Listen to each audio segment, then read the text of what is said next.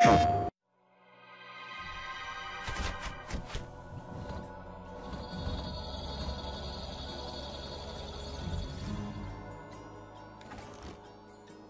see there being two big benefits to being a small independent developer. One of them is that you get to, and they're related actually, right?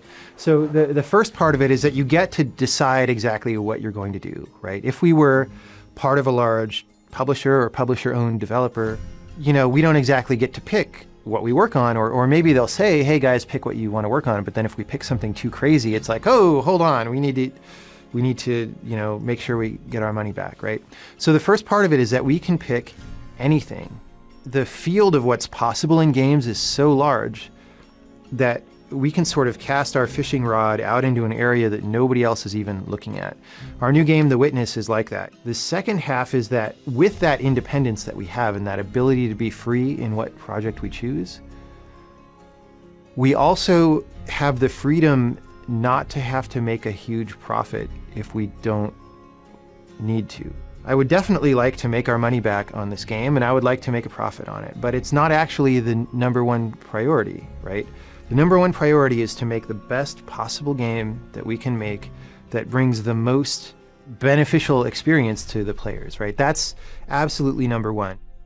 For a while, we had been generally interested in being on the next Sony console, so we kept up relations with people at Sony, and at some point those discussions naturally turned to, hey, we're going to have a mini preliminary dev conference soon. Do you want to be in there? And I was like, well, of course. And that was really good, and the ball started rolling. Like, as soon as we did that, I said, hey, we want a kit right now, because, like I said, it's a much more complicated game than our last game, so there's a lot to do. There's a lot to think about. But the trick is that there's magic there in the subject that we're exploring, and because the game was not constrained by financial fetters, we were able to find the magic and make it as good as we possibly could. And the game is a multi-layered thing, and every layer is absolutely the best that we know how to make. So when you go in, if you just are interested in a puzzle game and you're not really looking at story or philosophy or anything like that, there is a really good puzzle game there.